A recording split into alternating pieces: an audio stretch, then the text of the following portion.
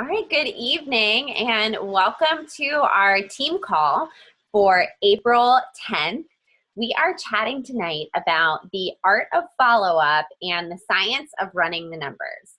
I'm Charlotte Pottiger, one of your associate directors for the Chain Gang, and I am so excited to share with you some of my top tips and things that work really well for reaching out and booking trunk shows, reaching out to potential stylists to sponsor, and following up along the way.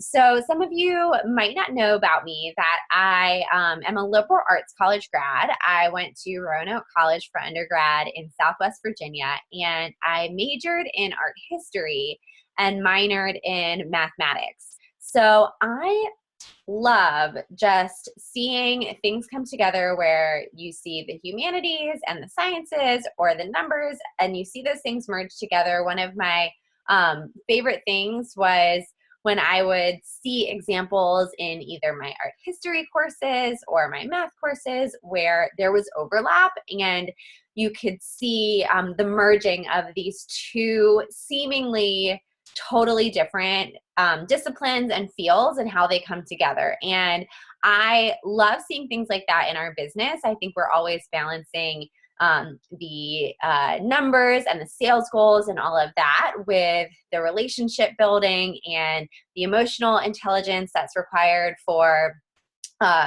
building those relationships with your clients, with your hostesses, and of course with coaching your team members. So it's something that that I'm excited to share with you all tonight. There's certainly that fine line between the two and that balance, and I can't wait to share with you some of my top tips. So I'm going to just launch things off by talking about how to back into your goal with your target forever on here, so I didn't get it on here, but no. So whenever you're looking at your goals for the month and thinking about how many trunk shows you want to book, I think that a lot of times as stylists, when, I find this when I'm talking to stylists in coaching calls, it's like, how many trunk shows would you like to have? And it's almost, often almost the response will be as if, you're not the one in control of that, which is totally not the case. So really being realistic and honest with yourself when you set that goal about, all right, what's your availability? How many trunk shows do you want to do? If you're thinking about, okay, for each trunk show, I will earn about $250. How much do you want to earn? So if you want to earn $1,000, you want to be booking 4 trunk shows a month. So rather than looking at it as that it's outside of your control or that it's really up to those potential hostesses when they're selecting dates that, maybe feeling like, okay, I want to book 4, but I really can only book 2, go into this with the mindset that you're the one in control. You're the one in control of your calendar, and you're the one who is going to be the one who controls those bookings. Of course, there's going to be months or situations that come up where, things aren't necessarily going your way. And despite your best efforts, maybe you're not booking for as many as you want. But the chances are that in a different month, you're going to see some overflow. Hey, Valerie, I just saw that you hopped on. I'm going to go ahead and mute you so that you muted yourself. You're good to go. All right, so we'll just avoid that background noise. So first and foremost, take on the mindset that you're in control of your calendar because you're in control of the actions that you take to get there and to book the shows that you want. So think about the amount that you want to earn. Boil that down, imagining that you would earn approximately $250 per each show. Boil that earnings goal down to your trunk shows goal for in-home trunk shows, and then back into that goal by adjusting your reach outs as needed. So you'll want to plan to reach out to 10 people for every 1 booking that you would like to have on your calendar. For sponsoring, I often would recommend to even bounce up the numbers a little bit more and offer to 20 to sponsor 1. Now, the good news is that you can really layer in your reach outs so that maybe if you reach out to someone and you lead with that sponsoring opportunity, if they say no to that, that's a perfect opportunity to say, no big deal. I would be happy to be your stylist. I'd love to bring the line over to you. Why don't we just get your girlfriends together? And often you can turn that into a trunk show. I'm going to sneeze. Maybe not. There we go. Excuse me. So you can layer in those two, and then always even sharing. So maybe if there's somebody that you're not really sure if they'd be interested in the stylist opportunity, so maybe you're not specifically thinking of them as one of those targeted reach outs, but you can still throw in that sponsoring seed, even if you're warming them up about a trunk show and saying, PS, like, check out this awesome special that we had. So really just thinking about sharing all of the opportunities that people have available to them, and then letting them pick which option is the best for them. So think about the numbers that you want to run, and then from there, boil it down to how many you're going to reach out to per each week. So if you want to have 4 trunk shows in a month, be earning about $1,000, you're going to want to be reaching out to 40 people in a given month. Now, good news is that most months have 4 weeks. So that makes it really easy to plan for, reaching out to those 10 people every single week. Now, commit to the process, okay? So it's totally like, any other thing in a long-term goal, you're not going to necessarily see those results right away. So if you haven't been reaching out to people and you start off by only reaching out to 10 per week, you're probably not going to book 4 trunk shows for this month. You're probably not going to book 4 trunk shows for April. What might happen though is that you're building that momentum so that you're booking for May, and you're starting to line up your calendar for June. So the momentum builds over time, and the most important thing is staying consistent with your outreach so that the momentum can build. If you stop and start and stop and start again, you're just totally sabotaging yourself and losing the momentum that you gained, so that you're always starting from scratch. So I would really highly urge you, if you are someone who's, excited by the new collection, or if you're a new stylist, or if you're someone who's jumping back in after a little bit of a break, I would really recommend carving out some extra time at the beginning to reach out to a bunch of people to start off strong and give yourself kind of a big boost. So, maybe that looks like reaching out to 10 people a day for 4 days, and then falling into those 10 people per week to keep the momentum going. But what's going to happen with that big boost of activity, that big burst at the beginning, it will set you up to see results more quickly. And then with the 10 per week following, you'll continue to keep the momentum with the results over time. Okay, so that's how you want to back into your goal. And that's really the science of running the numbers, is just really being, really accepting that this business is a total numbers game. And it's completely normal to get 9 no's for every one yes that you receive. So I know that I personally run into it all the time, where maybe I feel like, oh my gosh, no one will book. I'm just getting so many no's. It seems like nobody's interested. And when I'm really honest with myself and look at what I'm actually doing to book those shows, maybe I've only really reached out to 6 people. So I just simply haven't talked to enough people. Or the other thing that's really, really common is maybe that you're thinking about it a lot, but you're not actually taking the action and connecting and reaching out to people about it. So just some food for thought of what might be kind of standing in your way. Again, that the no's are totally normal. So the biggest thing that you can do in this business is just build up your own personal resistance and let those no's roll off your back. Just completely accept that they're normal. And I actually like to look at it as if I'm actively going out to collect no's, versus, I'm looking only to receive yeses. So if I look at it as I've got to collect as many no's as possible, because the more no's that I get, the more yeses I'll receive as well. Almost like you have to walk through the no's in order to get to that yes. And that helps me a lot. One thing that it really helps me with is, like, for example, if there's somebody that, was a customer at a show, or a contact or acquaintance that I know, and I think, no way that they're going to say yes. Like, this person is totally going to say no. On the one hand, it can sort of feel like, well, what's the point of even offering it to them? And that's what we call filtering, my friends, right? Where I would be deciding for them what their answer is. So if I now reframe my mindset to where I'm looking at it as I need to collect no's to get to that yes, it's almost like, oh my gosh, this is like a freebie. I'll ask this person that I think is totally going to say no. I'll get one of the no's, and then that's adding to my collection that I need, and hitting those numbers of how many people that I'm going to reach out to.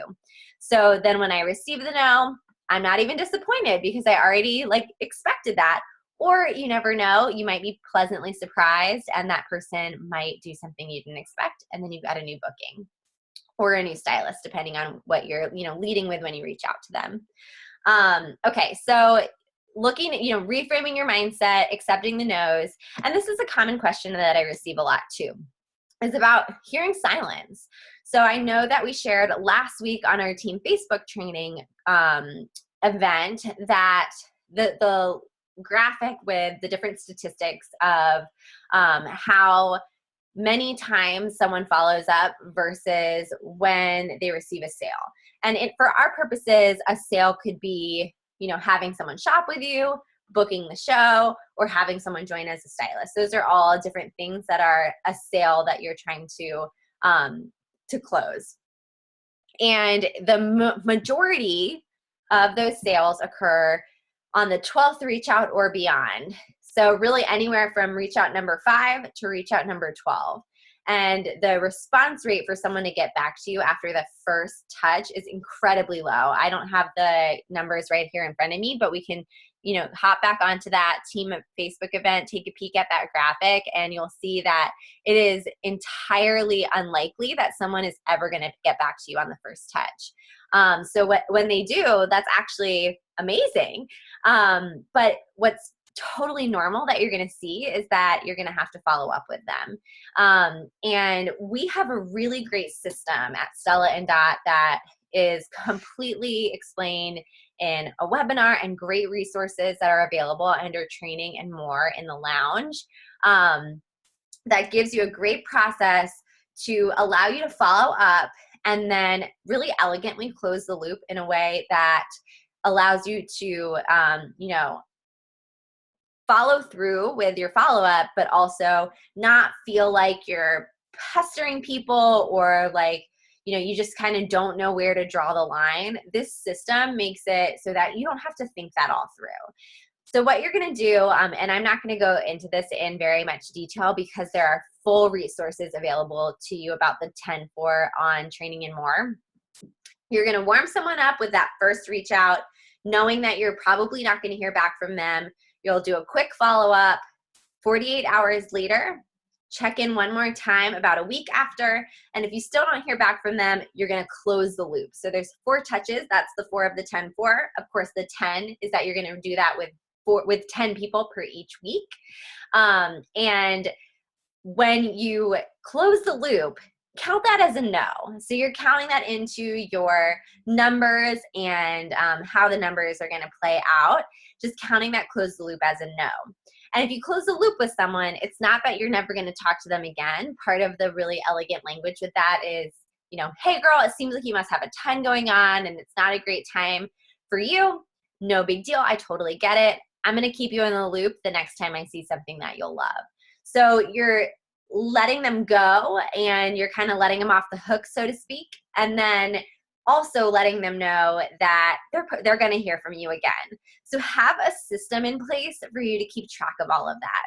There's an awesome tracker for the 10-4 in the lounge. I know Casey Hughes on our team also created her own that provides a little bit more space to write in. I personally am very low tech with how I keep track of things, and I just honestly have this binder with handwritten, I just get a piece of computer paper, 3-hole punch it, and just start writing a list of names. So once I close the loop with somebody or get a no, or maybe they kind of say, not right now, but in the fall would be better, I have another sheet here in my binder that has quarter by quarter, and I can add extra notes, a schedule to follow up with people, or a list of people to follow up with in that quarter. So if I close the loop with them, I'm going to reach out to them the following quarter. So I'll jot their name down. Maybe if somebody says right now, if they said in the fall, I'm going to jot their name down for Q3. when that fall line comes out. So you get the idea. That's a system that works well for me. I know other stylists who really like to use something like an Excel spreadsheet, or sometimes, you know, if someone shares with me a very specific month, like I think I'd like to host in May, you know, maybe I'll even write their name just on my planner. Again, I'm a pen and paper kind of girl. I'm pretty old school in that way. I like to just write things down. So again, I would put that on there. Maybe if you're more into using technology, then you have your iCalendar or your Google Calendar, and you can write a little reminder on there, and maybe even set it up so that it sends you a notification so that you can be reminded to follow up with that person. So have a system that's going to work for you. Collect those no's. Know what your number target is of how many people that you want to reach out to book those shows. And then that really gives you this numerical framework in which to work and achieve the results that you want. So you're the one in control of it. You're not at the mercy of those potential hostesses with what dates they want to book or any of that. You get to be the one who's in charge. All right, so now you're probably wondering, like, you said this call was the art of follow-up. So what's that art piece? And the piece about that is the art of making your outreach to people personal yet efficient. So it actually was very timely that right before this call, I had a acquaintance of mine who's someone who I know from high school send me this very clearly cut and pasted message that, you know, she didn't even write my name. It just says, I'll read it to you, honestly, because it's just a great example, honestly, of what not to do. So she said, "Hey, love, I've recently fallen in love with this new beauty company called Blank. Their staple product is lashes. They make you look and feel amazing. I thought you might be interested in learning more about it, so I want to invite you to an event that I'm doing. Blah, blah, blah." It has details about the event, and that's it. So, I mean, she didn't even put my name. She didn't even say anything about, you know, why I would be interested in this. It's just so generic and so clearly something that she's been copying and pasting to people, and it just feels really impersonal. So when you're reaching out to people, there is this balance and this art that you can create between, you know, making it feel really personal to people and genuinely being really personal about it. That it's not like some, you know, some ruse that you're having, but doing it in a way that's also efficient, because it would be silly for you to sit there and type up a brand new text message to every single person that you reach out to, when basically the details of what you want to say are the same, right? So creating a message that is primarily something that you can cut and paste, but then also layering in some customization so that when you're reaching out to people, it's, you know, copy, paste, customize, send, copy, paste, customize, send.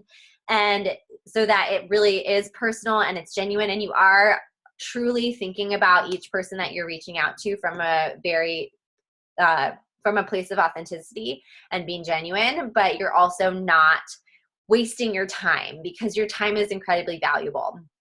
So what I do is I use Mimi to text people when I reach out to them. And I know that Virginia, I shared this tip with her last week on our call, and it was like such a game changer for her. So I'm excited to get to share it with all of you too. And this is really something that you can use if you have, and you know, if you've been a stylist for a while and you have customers in your system, or if you are a new stylist and you're reaching out to connections and contacts that you already have. I have just personally been finding recently that I don't get a very good response from emails, and that texting works really well. People respond pretty well, pretty, you know, decently to it, and it just feels a little bit more personal. So just layering on to that, when I meet new customers at trunk shows, I layer in the texting with them right away. So I text people after their show. If you actually go on Dottie, our other app, there is a place where you can go into each trunk show and pull up each customer, and their phone number is already going to be in there. You can just click on it, send them a message, and I just send a message right after the trunk show, like literally the next day. That's, you know, hey, it was so great to meet you. And maybe I'll include something personal, like, you know, so great talking to you about X, Y, and Z. Thank you for shopping with me. Can't wait for you to get your stuff. And then I'll follow up with them again about a week later to make sure they got their order and that they love it. So right then and there, I'm setting that tone that, you know, it's normal for them to hear from me through texting. I know sometimes when you're, you know, just starting to reach out like this, it can be a little bit nerve-wracking, like, oh, is this going to be weird that I'm texting people? But if you're looking at it from the perspective that, you know, you're a trusted friend and advisor and you're really providing a service, it's not going to be weird for them to hear from you through texting. Valerie, I just got your question. Yes, I text through Mimi. That's what I'm going to share next. So when you first have that new customer and you're following up with them, the way that you can easily text them is through Dottie, that you're going to be able to pull up their phone numbers and just send them a text. And you don't even need to save them into your phone or anything like that. I do like sign it as like Charlotte Potiker, Stella and Dot. So it's very clear who I am, and it has a little bit of that professional tone. So then when you're reaching out to someone that's already a customer in your lounge, or even if it's someone that you want to text, you can do this all through Dottie. So I think it's really, really important that when you're reaching out, you're including one of our amazing marketing images. We are lucky to have those as a tool for us. They're so eye-catching. That's really what gets people excited about the product. So let's totally utilize those. So you're going to go into Mimi, pull it up, you know, pull up a picture, if it's going to work for me, right? So you pull up the picture. Of course, this is not going to cooperate right now.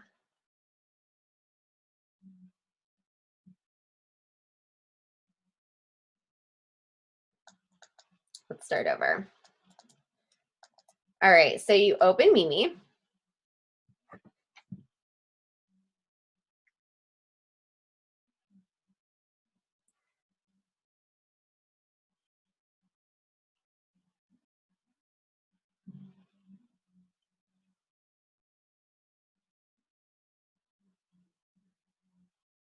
All right, I don't know why this isn't working for me right now. So I will just explain it to you. So you pull up the picture, and I don't even worry about any of the customization or adding any little images on it or anything. I just pull up the picture, and then at the bottom where it has an option to pull up your contacts from the lounge.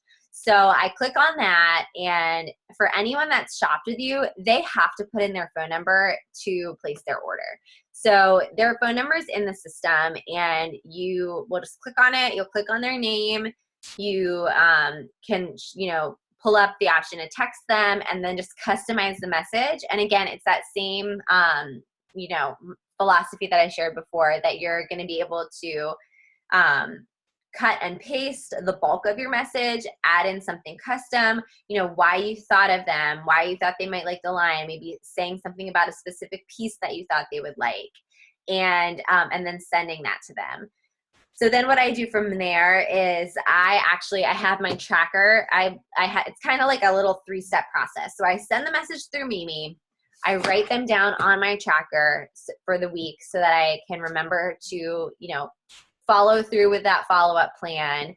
And then the other piece that I do that I think has really helped me just in general with being organized is I go into the lounge on my desktop. I go into the contacts and I pull up their contact, and then there's an option on there to save notes in the notes field. So I'll just save a quick note, literally just like offered trunk show, save.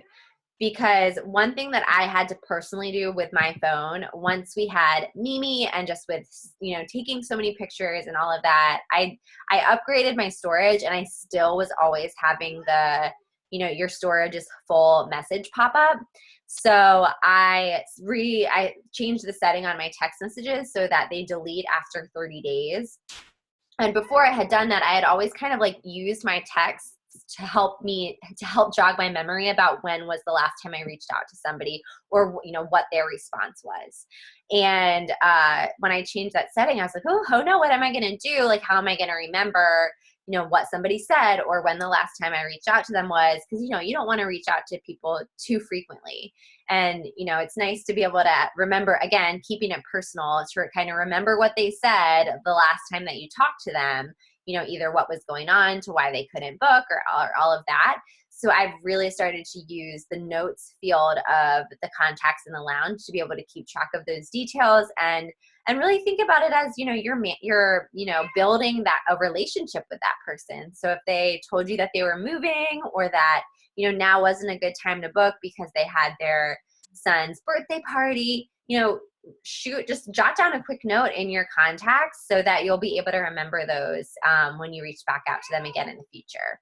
And, final note on keeping things really personal when you're reaching out, kind of check yourself and really make sure that you're coming from a place of service, whether you're offering a trunk show or whether you're offering our business, that you're thinking about and you're coming from that place of service of what's in it for them.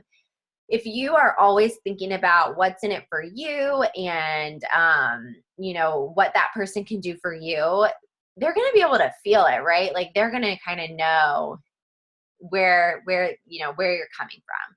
If you really think about, here's what I have to offer. I'm coming from this place of genuine desire to help other people.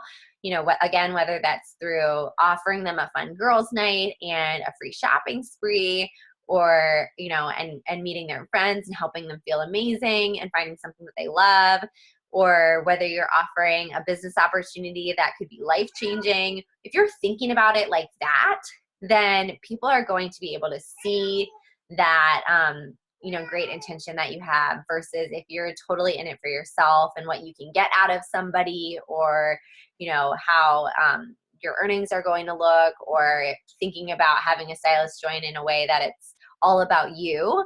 I don't think that anybody on our team is running their business in that way, but that's really part of that art as well, is having that, that genuine motive and coming from that place of service, so that even though you're reaching out to a lot of people, you can definitely be reaching out to many and still doing it from the heart. So just because you're offering the stylist opportunity to, 50 people in a month, it's not that you're only looking out for yourself and how many people you have join your team. It's that you think the opportunity is that good that it would be a disservice to others not to share it. So that's where I'm going to wrap everything up.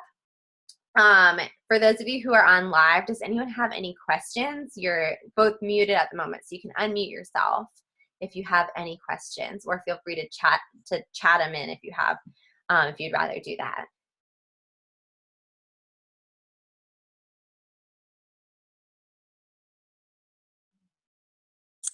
I'm like totally sitting in the dark right now, but and a baby might be crying really soon. But I don't have a question. I just love what you said about like checking yourself and coming from an authentic place, and something I've been doing lately that's helping me, because I always love to look at other people's words as inspiration and then like tweak them to make my own. I actually say them out loud. Oh, and it helps to see if it actually sounds like me. And like, would I really say this to someone? Is this like, I think it helps also when you're reaching out, especially when you get a lot of silence, like it's just a conversation. So if you speak it out loud, it helps you kind of check yourself too. Like, are you being authentic? But then also, is it you? And is this like a conversation you would have in person? I love that. That's a great tip. Yeah. And I didn't even really go into like, I think it's, again, with like not reinventing the wheel, it's really great to be able to use other people's words to say, or the words to say from the buzz, as inspiration. Again, like you don't need to be sitting there like racking your brain on the perfect wording. And it's easy to get hung up on, I don't know what to say, so therefore I end up taking no action and not meeting my goals, versus just not overthinking it and doing it. And that's a really, really good tip of how to make sure that if you are unsure about the wording, really making it feel like it's true to you. I love that. Good tip. Any other like last thoughts or tips to share? Any more questions? Oh, sorry, Valerie. I just saw your question pop up on the side. She said, I may have missed it. What should I do after I've asked people on Facebook Messenger to host and then I get no reply to them? I can tell they read my message, but they did not reply. Okay, that is a really good question and so normal. So again, it's normal to get no responses to from people. And one thing that you can always try, if you have it as an option, is to mix up the way that you're reaching out to them. So if you've texted somebody and then you followed up with a quick text again, then, you know, and you're still not hearing back, if you have their email address, maybe you can try emailing them. If you have their phone number, you know, you could try picking up the phone and giving them a call, right? If you see them in person and you get a chance to mention it to them, then that totally counts as follow-up too. So any different way that you're touching base with people is, you know, a way that you're able to follow up with them. With Facebook Messenger, I think that is one of the trickiest ways to connect with people because there actually are a lot of people who don't, you know, who don't go on Facebook on their computer and maybe only check it on their phone and they don't have the Messenger app installed. That would not be like somebody who you're seeing that they saw your message. But because, you know, sometimes I can kind of tell if somebody maybe doesn't have Messenger because I can see that they're not seeing my message. And however, if someone is seeing your message, what I would really recommend is to, again, not overthink it because you don't know if they saw your message. Maybe they do have Messenger and they saw your message while they were out and about and like sort of glanced at it and said, okay, I'll check in, you know, I'll check that later or I'll respond later. I haven't really had a chance to reach it. Or maybe they have kids and they're looking at their phone and their kids are doing something crazy in the background.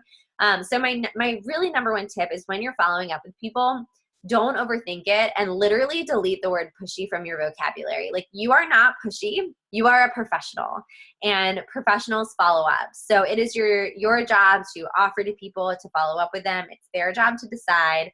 If you don't have any other way to reach out to them besides sending them that message on Facebook, again, it's that first touch, 48 hours later, a quick follow up. And that literally looks like, hey girl, just touching base to see if you got my message. What do you think?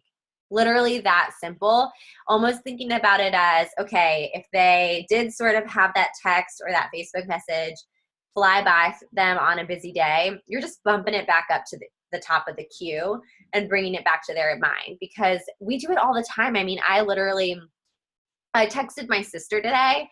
It's National Siblings Day, so I just texted her and said like, Happy National Siblings Day. And I saw on there that she texted me on Friday and asked me a question about something, and I totally didn't text her back. And I saw her text, and it was totally that situation where I was in the middle of doing something else. I saw her text. I was like, I can't answer that right now. I've got to answer her. You know, I'll get back to her. And then I totally forgot about it.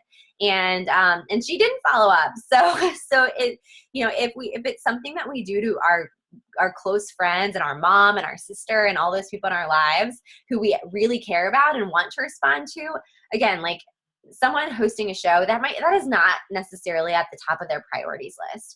That's not to say that they wouldn't be interested in it, but that could totally be happening to them where they just haven't had a chance to respond, and just follow up again like a professional and detach yourself from the yes or the no. You know, you're just reaching out again. And if you need to close that loop and move on, then you're able to do that in a way that makes it, again, really professional. And you may end up hearing back from them on that final touch.